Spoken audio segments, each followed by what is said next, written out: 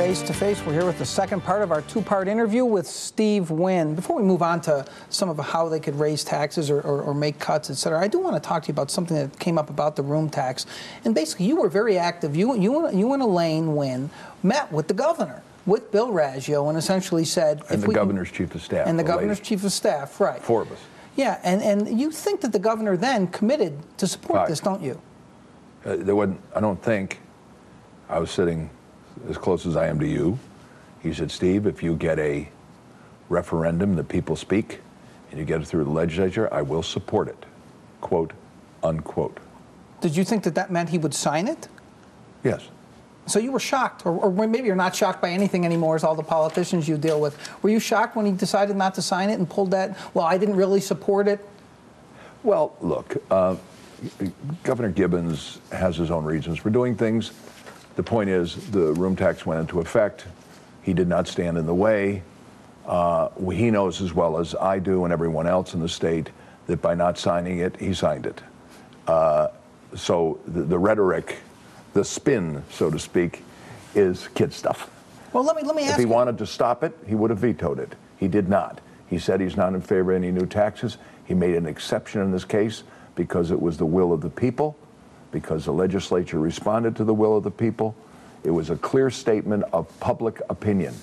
And it was done in a very formal way, so that left no doubt.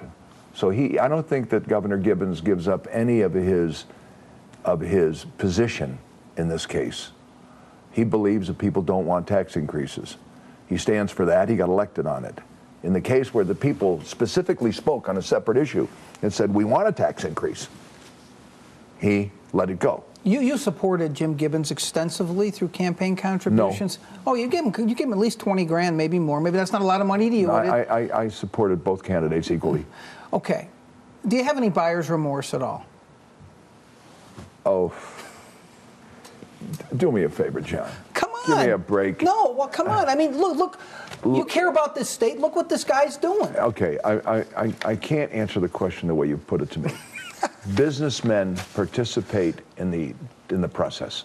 It's our job. It's expensive to get elected. I supported both Governor Gibbons and the senator, Dina Titus. I thought both people were qualified. I said, we'll do our part. Let the people decide.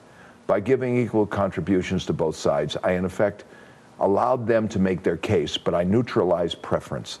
I didn't have one. You think he's doing a good job?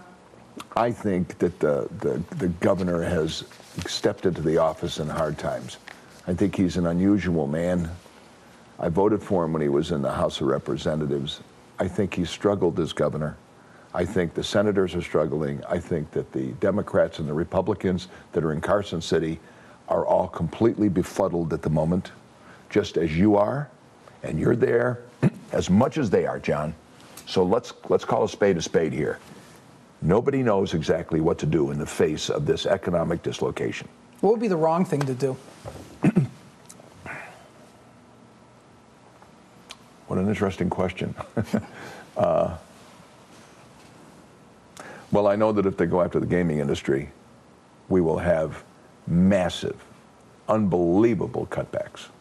The unemployment rate in this state will go to 15%. You can't raise the gaming tax at all now. You couldn't. Every one of these companies is losing money. Right. What? It's an insane question. Even they're losing money, including me. I mean, the well's dry. Finally, the goddamn businessmen in this state. Aren't all these other businesses losing money too?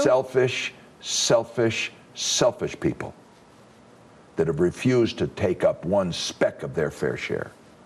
Who are you talking about? The business community, the banks, the lawyers, the insurance companies, the construction companies, the whole gang of them. Aren't they hurting now too?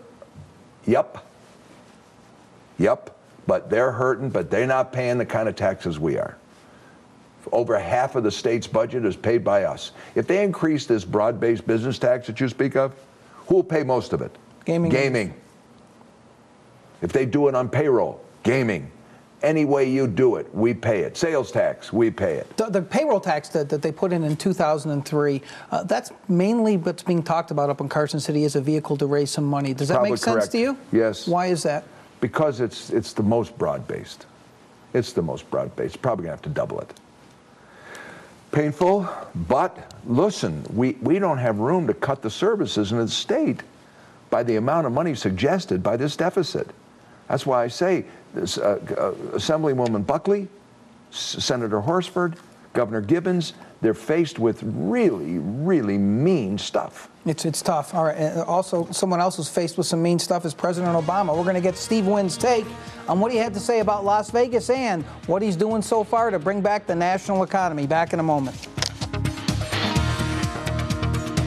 On Ralston, a program presented in partnership with the Las Vegas Sun, Cox Communications, and KLAS TV.